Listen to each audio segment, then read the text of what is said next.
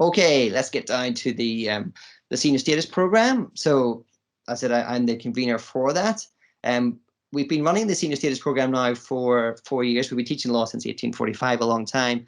And so we've had the various LLB programs, in our straight law, our law with politics, law with French, law with Spanish programs for a long time. And the senior status is our newer program, but it's now, it seems to pass so quickly, but it's now be going into its 4th year. So the law school, world top 100 law schools in the world. I mentioned the new law school building, so it's kind of the modern architecture next to the gorgeous heritage architecture, and that includes a courtroom, as I think you would expect, interactive teaching spaces, a social hub, restaurant, cafe on the ground floor, which is very popular with students and staff alike, and then probably unique to law schools, at least that I have heard of, is we have our own recording studio as well. Students sometimes ask, well, why do you have a recording studio? Well, various purposes. We have our own podcast series that students run, including some senior status students have been involved in it. I know last year they were. The One Button Studio, and so it's used for recording the Law Pod series, it's called, but also some student presentations. And one of my modules, the Advanced Criminal Law module, which is called Criminal Liability, and that course has an element where the students have to record a pitch for law reform. Students can also book the studio themselves whenever they want. Having the moot court, the moot court's interactive as well. Actually, we have video cameras, CCTV and recording, audio recording. So students can actually record themselves and practice their mooting. That's why we have some of the best mooters, advocates in the UK, and indeed we frequently won the top competitions in the UK, and that includes mooting in front of the UK Supreme Court justices. In Belfast last year, the Supreme Court justices were over, but also in London as well. Indeed, one of the UK Supreme Court justices is a Queen's alumnus, so that we have excellent connections with the Supreme Court. That's Lord Kerr.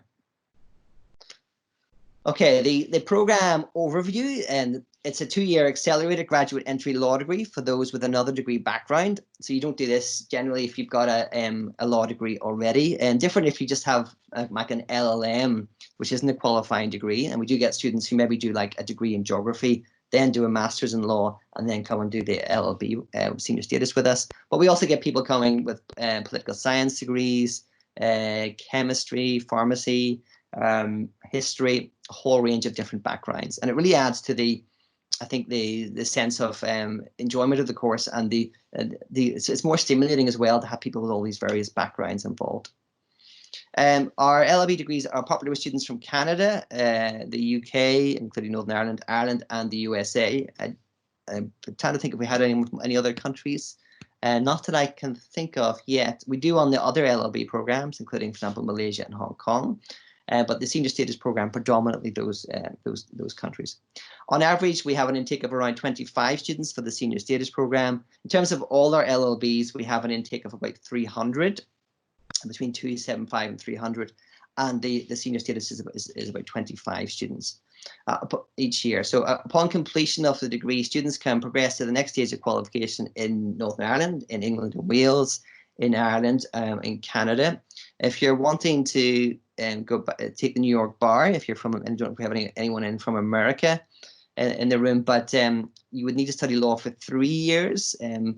And so some students, we do get some Americans on the program, but they would need to do the 2-year senior status and an LLM unless they had that already. And we do have an American in year 1 who has an LLM and is now doing the senior status, so that would be okay for the New York bar. But just to point that out.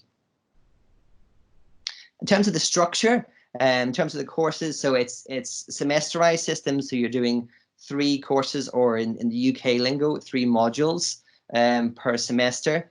We start with legal method and skills, which is an essential foundational module. Teaching you kind of the practical elements of what it is to be a lawyer and to be a law student, and to understand what a case is, what a statute is, etc. We also have criminal law taught by myself and my colleagues. Of course, the essentials of what is an offence, what is a defence, and the key elements of what makes the criminal justice system tick. Constitutional law, UK constitutional law, pretty self-evident. Administrative law, which includes elements of human rights. Then European law as well. In year 2, equity, also sometimes called trusts, equity and trusts. It's the same thing, but different universities give it different names. Tort law, land law, contract law.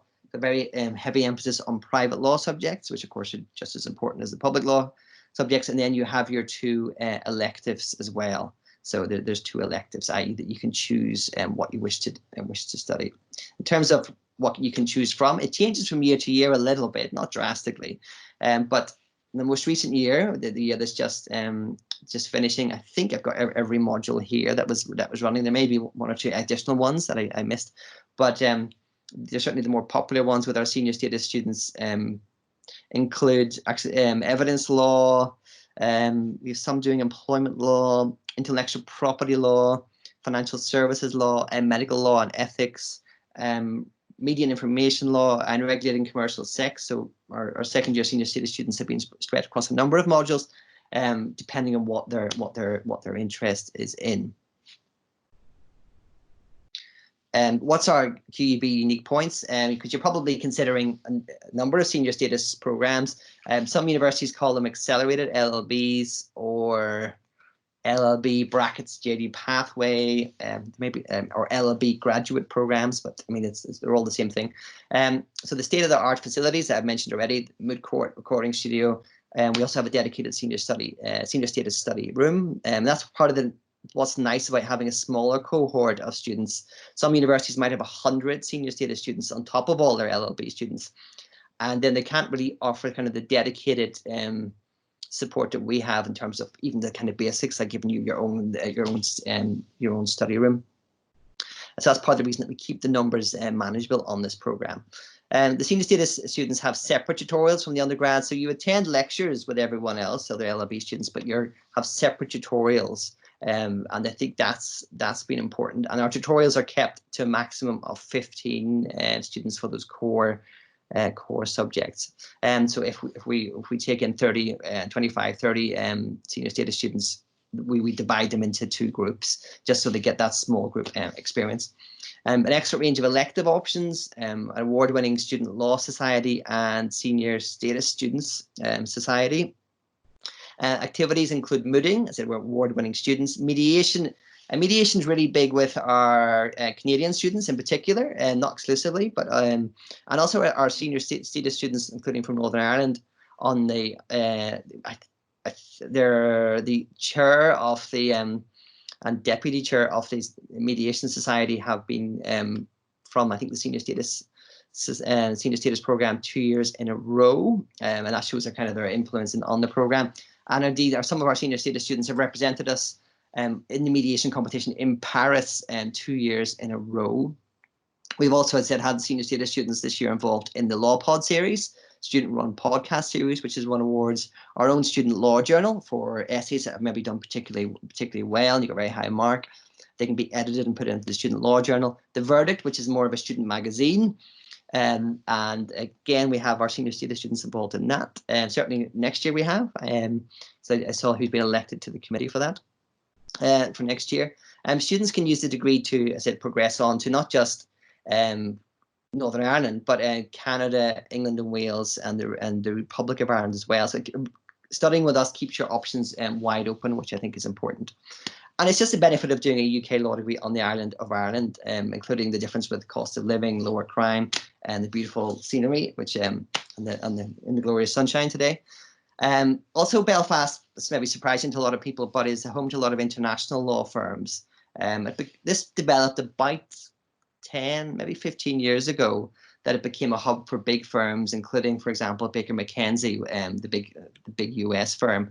And I guess because they recognized that we had a sort of a high pool of talented graduates, and once one firm, I guess, opened up, others followed. So yes, of course, you get these big firms in London, obviously, or New York or Toronto, but increasingly you're finding them in Belfast and outside of London in the UK. The big hub for international law firms is, maybe surprisingly, but it is Belfast. First class student accommodation, I've talked about that already. In terms of, I mean, feel free to ask any questions, but in terms of questions that I can predict you might ask, just because, you know, I speak to students who are interested in this program all the time. And how is the degree assessed? Well, the majority is coursework assignment based. We try to mix it up a bit, so it's not just the same style of assessment. But there are several exams, some of which are open book. I'll talk about my module of my course as an example, criminal law. And that is split between a mid-semester, what's called a memo exercise, where students have to play the role of a junior solicitor, junior lawyer, advising the partner by constructing a memo on what is the the potential criminal liability of the client. And rather than just giving you like a sheet of information, we use video recordings. So we have like mock evidence statements, video recorded from the defendant, from the victim, unless the victim's been murdered, of course, and the victim isn't around, or maybe from doctors, from psychologists. I think the students really enjoy that. And then we have an open book exam at the end of the semester. So kind of mixing up the assessment methods there, trying to keep it interesting. How many students in the class? I've talked about that already. 15 students in tutorial groups, and senior students taught separately in the tutorial groups. 280 to 300 students in lectures covering the entire LLB. And sometimes it's particularly for those who are from outside of Northern Ireland. I know we have local students in here too, but from those outside of Northern Ireland, what are the advantages of studying in Northern Ireland as opposed to England? Qualify for a broader range of jurisdictions, keeping your options open. If you're going back to Canada or the US, you know, that's a big plus. But then also if you're wanting to potentially stay, we often find that our senior status students initially are of the view that they certainly want to, you know, the plan is to go straight back to their home country if they're international. But increasingly, we've had students decide that they would like to stay either in Belfast and to go to England, or of course to Dublin as well, which is a nice endorsement of Belfast, I guess, and of the experience that they've had. I guess also with the coronavirus going on, people probably have understandable questions about that. A changing situation. I mean, we're lucky in Belfast. I mean, everywhere in the world has been hit by the coronavirus, which has been, of course, been very sad to see. I guess because of our geography, being on an island, we haven't been hit as hard as Great Britain has, as England and Wales. Also because we have one major urban area, which is Belfast, and then a lot of rural areas surrounding it, or small towns, or even small cities.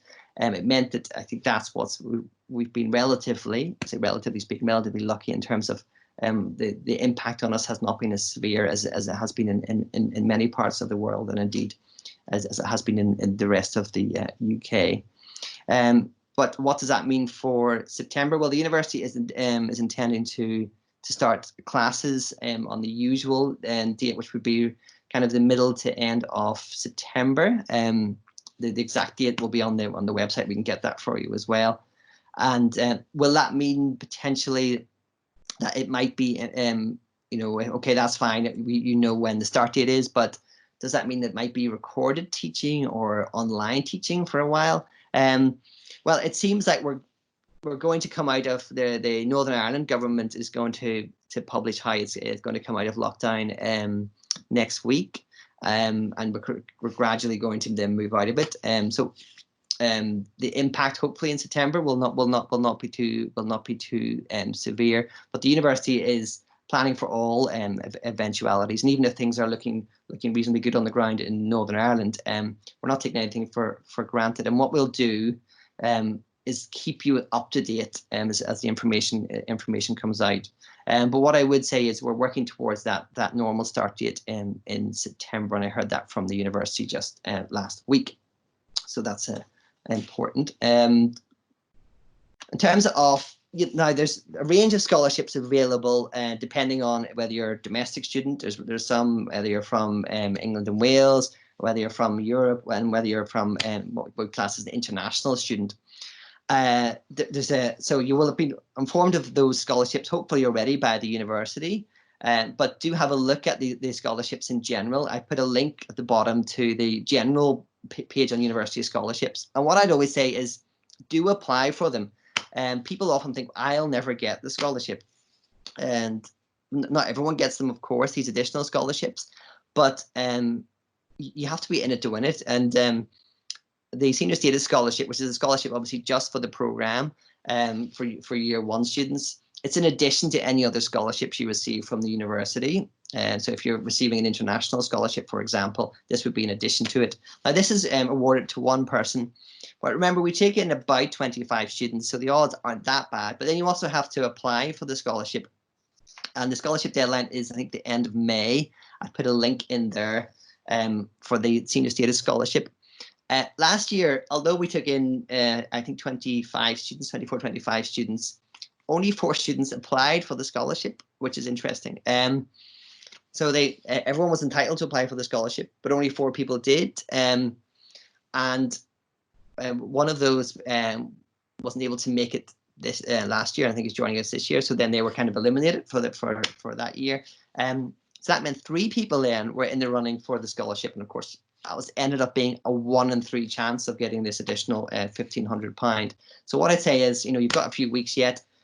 What you do is you complete a vlog about talking about why you want to study law, why the Senior Status Program, why Queen's, and it's 3 minutes. So it shouldn't take you too long to do. And there's a link there about where to send the videos to and what formats, etc. But I can answer additional questions on that if you have any. But we also have other university scholarships, including some that pay your full fees. Again, they are competitive, but again, law students do win them. So you do have to, as I said, unless you're applying for them, you're not going to know whether you'll get it or not. So as I said, be in it to win it. That's, I think, enough talking from me. Hopefully I've covered the basics, and they're about the program, about Queen's, about Belfast.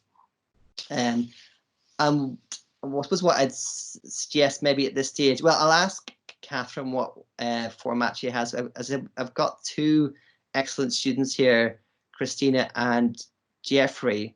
Catherine, do you think I think now would be a good time to invite Christina and Jeffrey to join the conversation. So if you would be happy to turn your cameras and microphones on. Kevin, did you have any specific questions you would like to ask, or do you want them to give us an overview of their experience at Queen's and in the programme? Well, I suppose that's a good question, maybe to start with, is to give an overview of their programme and of their experience. So maybe Christina, if you wanted to start, maybe tell us a little bit about why you decided to come to Queen's and how you find the experience so far. Sure. Am I okay just doing it this way, or did you want, should I be turning the camera on, or what am I doing? It's up to you. We can hear you fine without the camera, but if you wanted to show your face, that would be okay as well. Sure. Let's see how this goes. This actually works. Hello, everyone. This is crazy. Is this working, or? Yes, I can see you, Christina. Yeah. Fair enough. All right. Hi, Kevin. So yeah, basically I looked into the Senior Status Program after I completed my undergraduate and master's back in Ottawa. And I looked at a lot of different schools all through the UK, and I'd actually toured the UK previously, so I knew the different cities that I was, wanted to live in or potentially live in. And Belfast to me well, first of all, Queen's just stuck out. Obviously the campus is incredibly beautiful. And Belfast itself is just such a perfect city. And it's not too big, but there's so much going on that, I just leaned really towards that. I loved everything about it. So yeah, but, I love the social aspect of it as well, because there's so much to do with sporting events and other kind of events throughout the year. So yeah. Great, thank you, Christina. Maybe we'll invite Jeffrey to share his thoughts on that as well. Hi, everyone. Thank you, Catherine and Kevin, for inviting me. So kind of like Christina, I also absolutely love Belfast. And wow, I just noticed my pandemic haircut is very bad. You look fine, Jeffrey. Looking fine. So as an older student, I used to study at U of T and McGill, so I'm kind of used a little bit to the bigger city. And coming to Belfast I felt for me personally, was a very nice mix of the two. You have a good area of open space where if you travel 1 hour out of the city, you can go to places like Portrush, or if you want to go see concerts, you're just a step away from Dublin as well too. And Belfast is a perfect mix of both areas. It's a little bit quiet. It's not as busy as a big city, but at the same time too, you do enjoy the city life. For the program, I really like the program mainly because it was small. Our class, how big was our class, Christina? 15?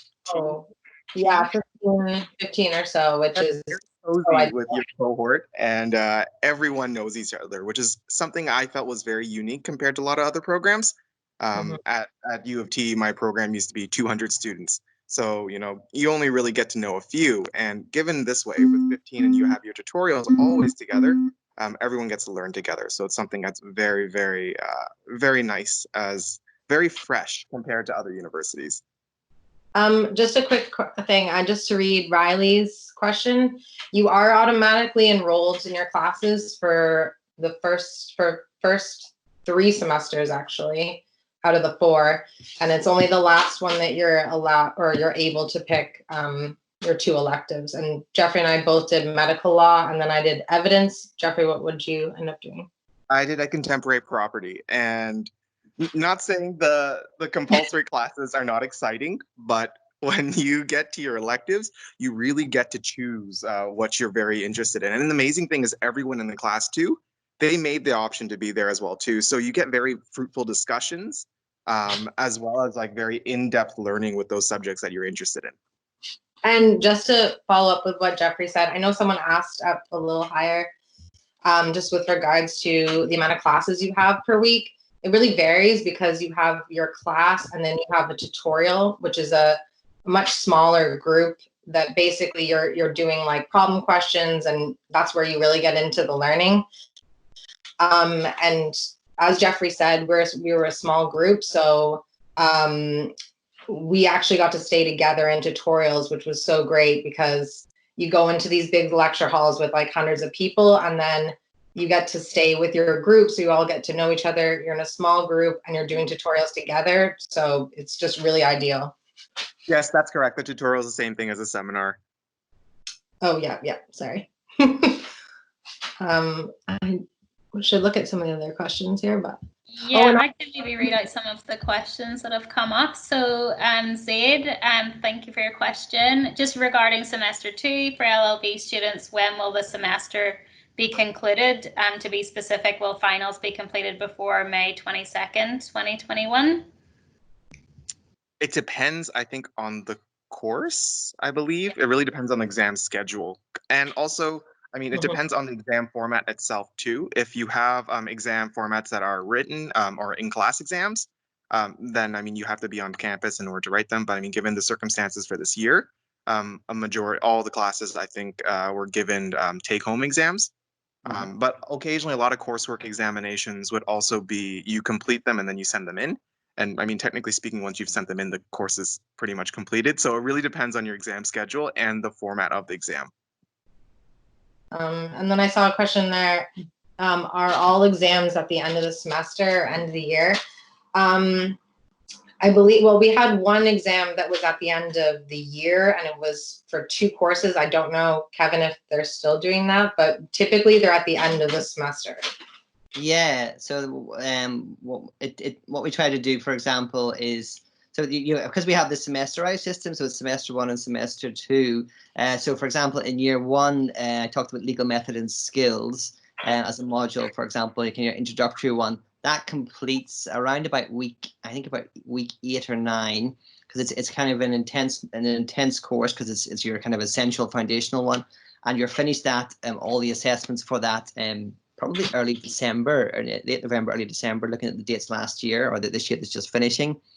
And then EU constitutional law, that finishes as a piece of coursework, so that's out of the way before Christmas as well.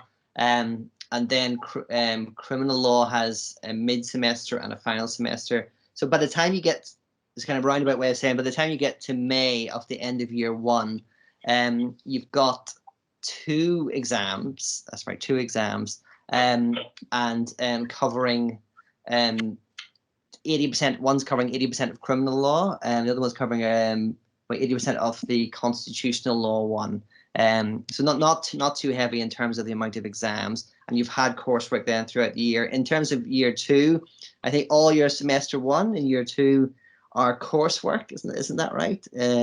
So yeah, so like contract, equity, and tort. So that's out of the way before Christmas, and then that leaves land law and your 2 electives in semester 2. So most of what I'm saying is most of them are out, because it's semesterized, are out of the way by the end of semester 1 if it's a semester 1 module, and so the number of exams is never too high at the end of the year. I also just read, sorry, George, who's from Ottawa also, yep.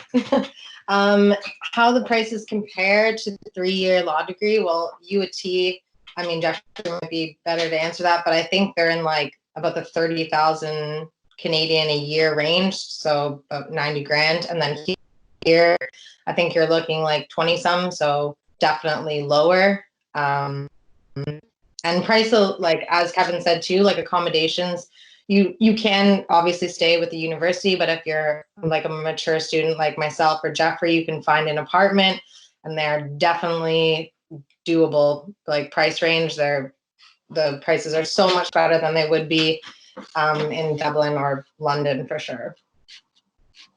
And then sorry, the OSAP funding question.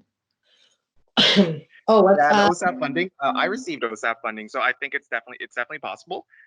You will get the grants as well too, which is a substantial portion of your tuition you don't have to pay, which is really nice. So definitely apply if you're eligible for it, and the paperwork is absolutely seamless.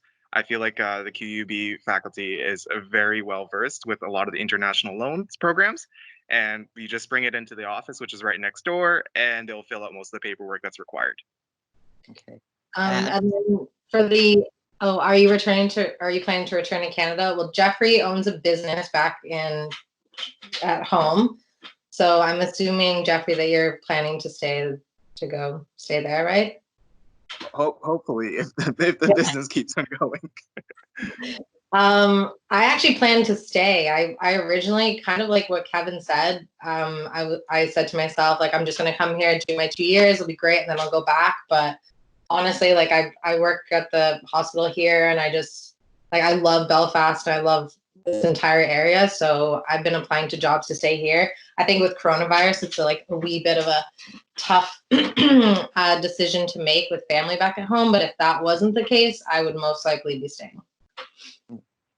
And then I can answer the question about just to get all the questions about pets, because I do get this one a bit, pets and student accommodation, and the answer would be no, unless it's a guide dog for the blind or hard of hearing, then that is allowed. But as Christina says, of course, you can look at private accommodation, and the prices I put up for the university accommodation are higher than the prices for private accommodation, depending, of course, whether you're wanting a penthouse apartment or a shared living. And so if you're very keen to bring a pet, and I know we have had queries the senior status program last year about, in terms of those people who have pets for emotional needs or deal with anxiety, for example, then that wouldn't be covered by the university, but you would search around in terms of finding private landlords for that. So that's just to answer Lauren's query there. And then George, I have my dog here. So. You got a dog, yeah.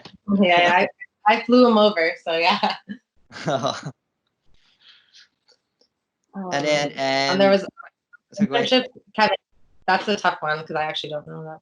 Oh yeah, the internship. So the internships are open to anyone.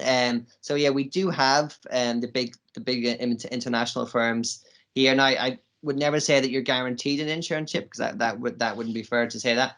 and they're competitive as they were anywhere else in the world. It's good that we have these big international firms, and of course you can also apply to for internships in Dublin or London, but it's good that they're also in Belfast.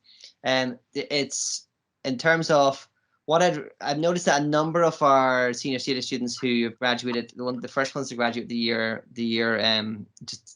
before, and a number of them are working for firms in Canada, or one of our local students who's on it is working for one of the bigger firms. And we did have one of our Canadians go down to Dublin for a while and worked for a firm, but is now back in Canada. I try to keep up with everyone on LinkedIn to see what they're all doing. So you do have that choice.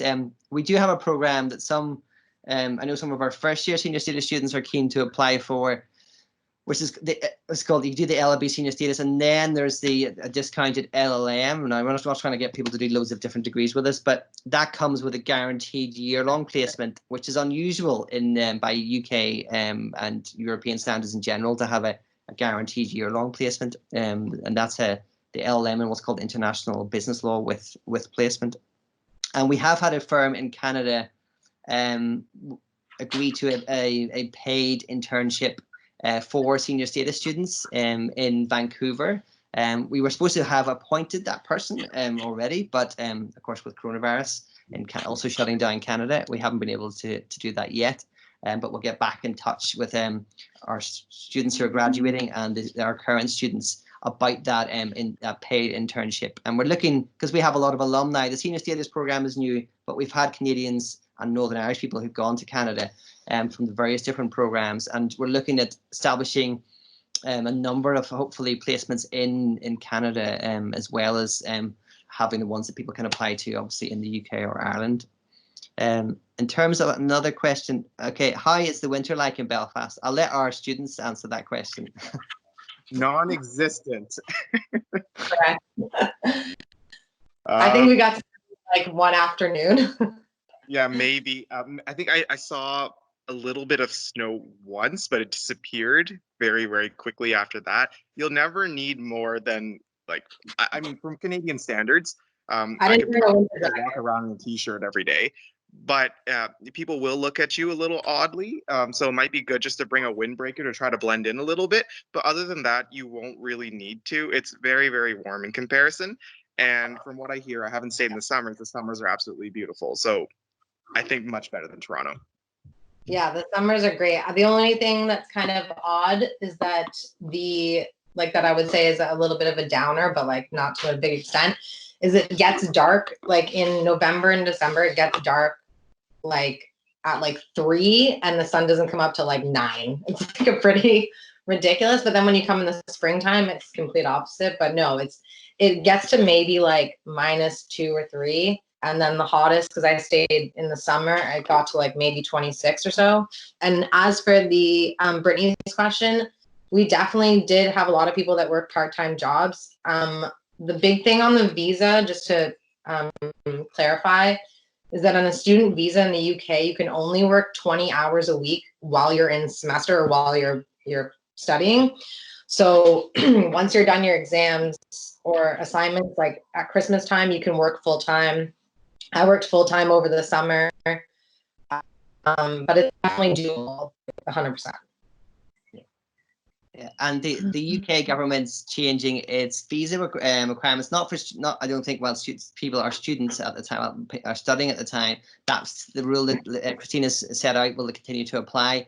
But if you complete a degree in the UK university, you'll be able to stay for 2 years, and of course the LLB senior status would count towards that. Like Canadians always had some leeway to stay anyway, but the new system makes it a lot more straightforward. It doesn't actually matter what country you're from.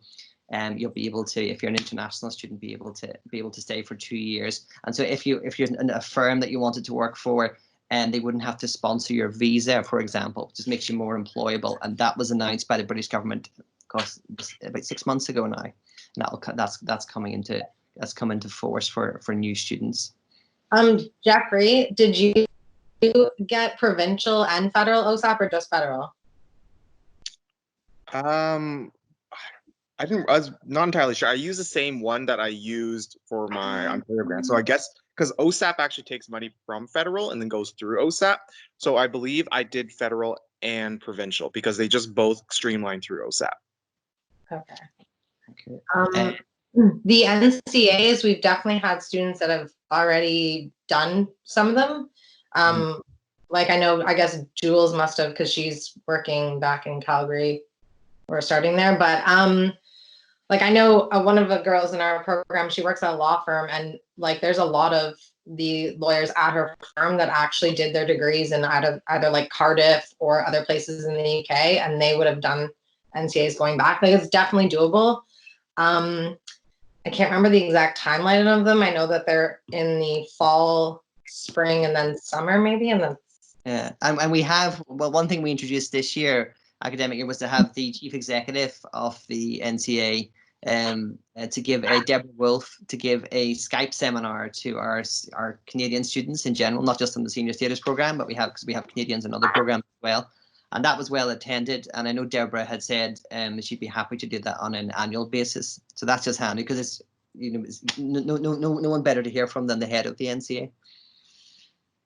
And I know like the jobs at like Department of Justice, like they have a lot of articling positions that they post, and in the requirements, it's either a degree from like a school in Canada or they qualified through your NCA. So it's definitely like a route that you can take.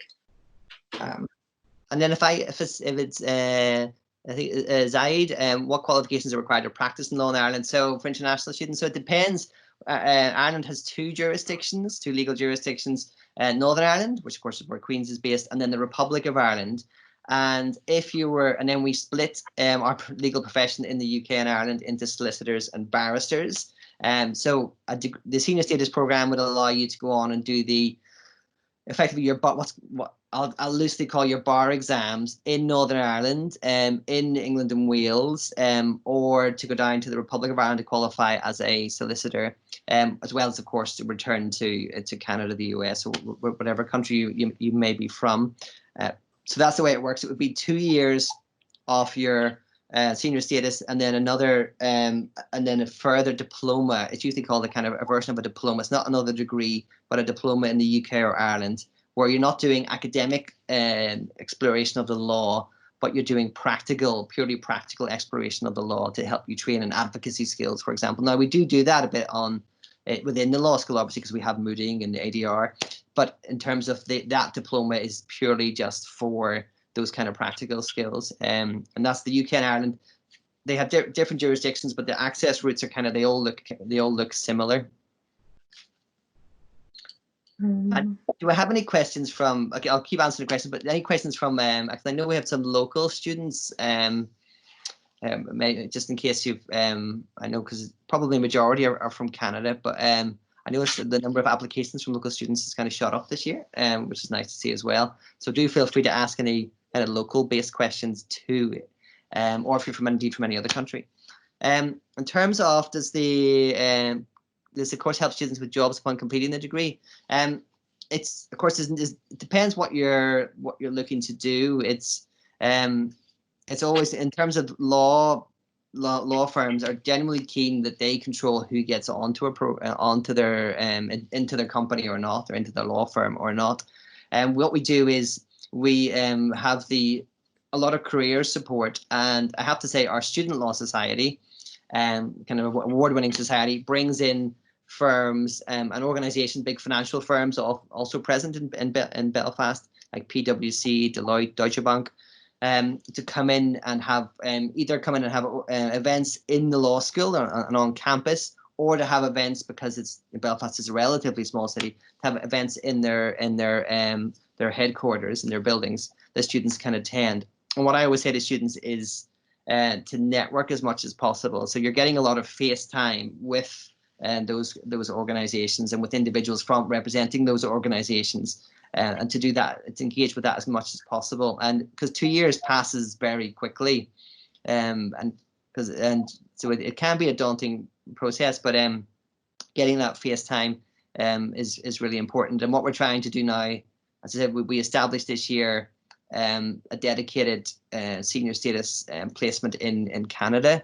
Our first firm, which is an alumnus from Queen's, and based in Vancouver, and established that. And then we also have we're looking we have alumni in Toronto as well, so we're negotiating with them to potentially have dedicated placements, not necessarily dedicated jobs at the end, of course, but dedicated placements to help you build your resume or your CV. And then I see, do you have to be a part of the IPLS to do the bar test after this degree?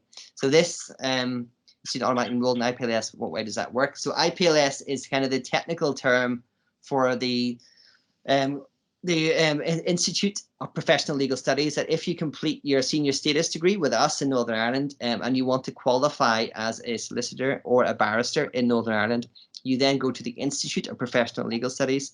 That is another department within the university, so it is part of Queen's University, just a different building, and that's where you do your those kind of practical skills. And once you're the beauty of IPLS in Northern Ireland, which is a bit different from England, is if you get onto IPLS, to get onto IPLS you have to have a job.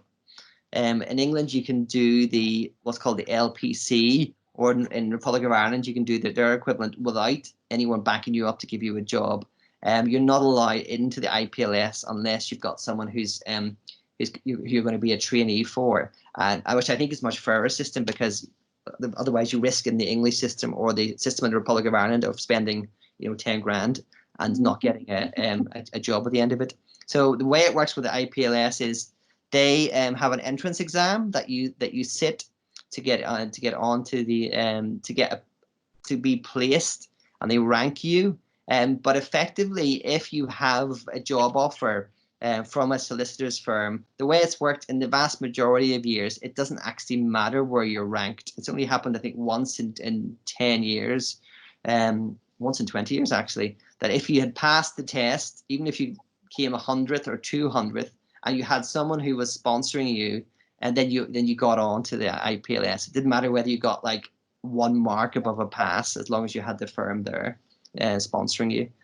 So that's the way it works. You sit the entrance exam in your second year of the senior status if you're going straight on to that and into the to IPLS.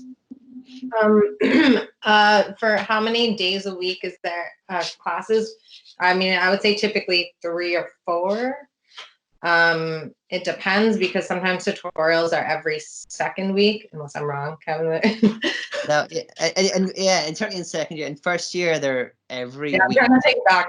I know, you're probably forget. We and then they get the hours for the tutorials increase in year 2, but then they become less frequent, so you can discuss things in more depth. But then we have 1-hour tutorials in year 1, and certainly in criminal law and some of the other modules, it's every week. And the in terms of your it's if you're a local student, probably asking this question, it might not be, but in terms of you want to qualify but you want to hold down your day job, it's the senior status isn't the program for you if that's the position you're in. The program that might be an alternative, speaking here to local students, if they're trying to hold down a busy job at the same time, it would be the M-Law program, which is not which is similar in a way to the senior status. It doesn't really have electives and things like that, and is taught at master's level. But you can take that for Northern Ireland if you're wanting to. I think that's only teaches over 2 days a week, so that would be one to look at. It's called the M-Law program if you're a local student, but we do have local students on the senior status as well. Like, we had at least 1 day off, I would say, at least. Because I mean I worked throughout the whole time. It was fine. Like, yeah, I had time to do that. So I would say at least 3 to 4 days. But I mean, it's not, if you've already done, we've all gone through this before, but if you've already done your degree, which you have, this is like, it's not that heavy of a class schedule, I would say. Comparatively, for in regards to a science-based degree, you have much less lecture time. But that's not to say that I think law is quite based on your own personal readings. And there's a lot of recommended readings, and I kind of put that towards class time. But thankfully, you can put that to your evenings or your mornings whenever you're free. So you have quite a lot of time. You can flexibly do those. Yeah, and Start hours? No, I suppose no. It would be the answer to, in terms of if you're talking about the in terms of the times of your tutorials or your lectures, then no, there wouldn't be flexibility in that. It's Georgia. It's a graduate undergraduate, which can be a bit of a mouthful to say, but it is taught at an undergraduate level, and we assess it at undergraduate level. So it's not a master's. It's not a master's, and there's no dissertation or thesis at the end, unlike a master's in law, for example, and the law that I mentioned. So it is it's a graduate undergraduate. So what we do, to get technical, is we assess students on the senior status as if they're final year students for the 2 years, because that's what is under UK law you have to do, because it's an accelerated program. We're giving you an honours degree in 2 years instead of 3 years, which is the standard. But we're not assessing you at master's level. We're assessing you at undergraduate level. Oh, in terms of I get you, George. Class time, if I was less than yes, there would be more time on the senior status would have more hours than a typical LLM or M-Law. Yes, it would have more contact time, just because it remains a undergraduate program. So yes, it would have more classes. Kevin, there was a question about if you apply for the scholarship. From Riley, asked, when do you find out? Because there's an option for 10% off your fees if you pay by June 30th. And so yeah, so I reckon that date. I can't make any promises, and I might get told off here by Catherine, but that date might move because of yeah. Yeah. Okay. Well, I'll let you talk about it, Catherine. The date for the 10% early bird discount has actually been extended until the 15th of September, and so that does give you more leeway in terms of getting your final transcripts and everything together, so that you can get an unconditional offer, which is one of the criteria to get that 10%. And then it also means that you have more time to see if you are lucky to receive any other scholarships instead. So Kevin, I'm not sure if you can give more advice in terms of when people would generally find out about the law specific scholarships. Okay, so yes, at the end of May is the deadline to submit your vlog, and then myself and a colleague and another member of faculty, we will review them just to make sure there's two of us, so we're being impartial, and we come to an agreed decision on who the recipient is, and then we inform them. Obviously, you only get the scholarship if you start with us in September, and it's effectively, it reduces your fees by a reimbursement of your tuition by £1,500. So that and we'll try to get people. We'll try to tell people as soon as possible on that one. And there's different deadlines for different scholarships in the university. So whether you're a home student, whether you're an international student, have a look at the various types of scholarship that are out there, and be careful if they're mindful of their deadlines. Are there any changes to the September 21st start date, or any possibility first there might be online? I think the university that I heard last week, and I think Catherine, you probably know that I think they are planning on maintaining the 21st of September start date. And there might potentially be, I suppose, depending on the circumstances, there might be some online teaching required. We would hope not, or there may be some kind of blended teaching experience for the first few weeks. What do we mean by that? So that tutorials might go ahead in person. Could we talk about the small group tutorials? So if the government says you can have no more than groups of 25 or 30 or 50, then of course our tutorials would go ahead in person if it's in line with government regulations. But if lectures of 300, you might then have them on Microsoft Teams for a few weeks. But if the government had said no, that's fine. There's no sort of requirements that the things had to be taught. That you couldn't have more than 300 people together, or 200, whatever it was. Then we would go ahead as normal. But in terms of doing something that's safe for students and staff and in line with the government regulations, so things will become clearer in the next few weeks. The British government's going to announce its views for the UK as a whole on Sunday, and then the different regions, including Northern Ireland, will make their announcements next week. And if, like the Irish government, they set out a timeline, then we can begin to see over the next few weeks what the beginning of the term would be like. So yeah, what I promise is to keep you informed of any updates as we get them, but we will get some updates next week from the Northern Ireland government, the British government. I'll give you those updates and further updates from the university as we get them. I don't know if you want to add anything, Catherine. No, not really. Just that at this stage, we can't really make any real predictions. We don't know what might happen. And as Kevin mentioned, the lockdown might be lifted here, but there could still be extensive travel restrictions from other regions, and that might dictate how we begin the semester. So it's really best to try and be patient, which I know is frustrating. It's really hard when we don't know exactly what's going to happen. But just to keep an eye on the university website and on your emails as well, especially if you've already applied. All official communications will be sent to your emails and published on the FAQs page on the website. So there's a link to that from the homepage. And yeah, that's really the best advice that we can give at the minute. But yeah, hopefully we'll get something more solid in the next few weeks. And I just see another question regarding are there any changes or recommendations for applying for the Tier 4 student visa? At the minute, I would probably just recommend continuing as usual with visa things. So you could still complete and submit your CAS form to the university admissions team, and they would make recommendations from there. So you can't actually apply for your visa until a minimum of 3 months before your program starts. So you still have, like a month to 6 weeks before you need to start even thinking about the visa. So I would recommend waiting for the official communications from the university and also liaising then with the admissions team. But I'll also just drop my email address in the chat, and you're welcome to contact me directly with any specific queries, especially if you have some that affect, a more personal situation that you don't want to discuss right now.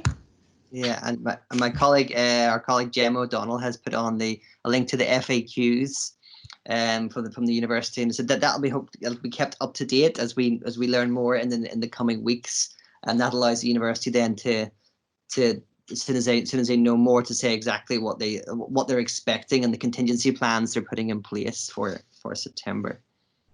So I'm trying to think. And then George asking, start studying for the NCAAs towards the end of the second year. I don't know whether you would have time to do so. I don't know. Would our students like to answer that one? From what I remember from my other colleagues, I don't think anyone has directly started studying. But another reason is you don't know which exams you will be eligible for. So that's one of the primary reasons of it's probably not the best idea to study for it until you've done the submissions and you know exactly which NCAs you will be taking. Second of all, especially with exams coming in and coursework, it's already quite a lot. So to study for both alongside at the same time is quite a lot of work. I think it's better just to hold tight until you know exactly which NCAs you need to do, because you could be exempt from a vast majority of them. And I just read back what Austin had told me. He was in our program last year and he did the NCAs, and he said that they sit 4 times a year. So January, May, August, and I'm not sure the other time, but I think our program, we have to take a minimum of 7 of them. And they, I believe, are open book, but still quite difficult, but exactly what Jeffrey said. Not sure which ones that you would have to do. And yeah, land law is in their final semester. That's going to take up most of your time anyway. So very unlikely that you'd be studying for that. That was what Kevin said earlier. Not pet friendly for student housing unless it is a what are they called? Like a guide dog. Guide dog, or yeah. But again, you do have the option of living off campus, and they're like some landlords are okay with it, depending. And then I suppose that's quite Mark's question, which I guess about the NCA. So I think the NCA require that you have your degree certificate before they will make so they review everything on a case-by-case basis. Generally, if you studied law for 2 years and your grades have been okay, you will be asked, as Christina says, to do 7 exams. if you were to do a master's on top of it, it might generally, it's a case-by-case basis, generally reduces it to 5 exams. So it's part of how long you study law for in Canada. It dictates how many exams that you end up sitting. But so you need your degree transcript, and then you submit that. And then I'm not sure exactly how long they take. I think they're reasonably prompt. The NCAA are a reasonably efficient organization, but I couldn't say exactly how long that they would take. But I think their website's actually very good, the NCAA one. If you want to have a look at that, Mark or anyone else, and they give you a good outline of their timetable and when their exams are, and what they expect of applicants, and what kind of information you would need. Catherine, do you want to answer that one about the accommodation offers? Yeah, so it kind of depends. If you hold an unconditional offer and you've submitted your application for accommodation, they should get back to you quite quickly to assign you a place. However, if you don't hold an unconditional offer, they will generally wait until your offer is made unconditional before they assign the place. So it might be a little longer before you hear back.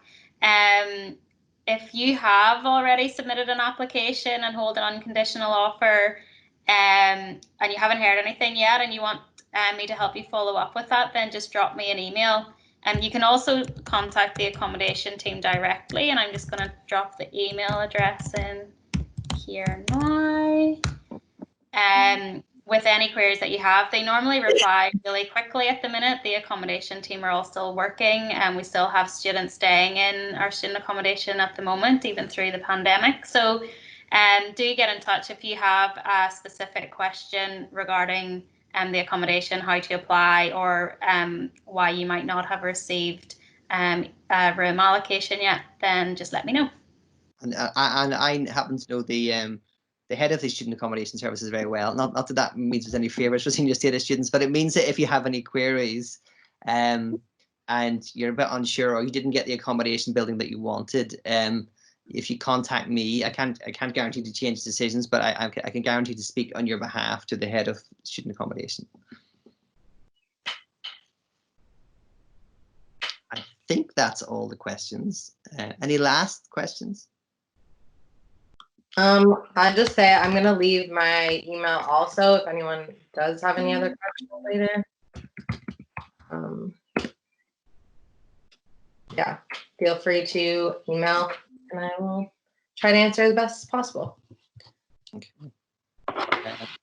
Well, if I say thank you to Christina and Jeffrey in particular, because they have an exam due, a take-home exam due. Is it tomorrow?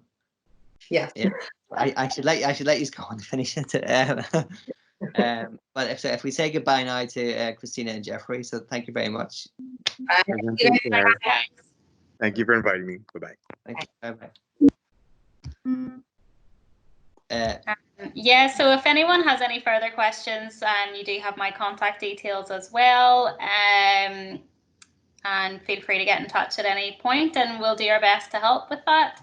But thank you very much for joining us and taking the time. And Kevin, thank you very much for the very informative presentation. That's no problem. Thank you. And there's my email address there as well. And I look forward to meeting many of you in September here. And I'll see if I can.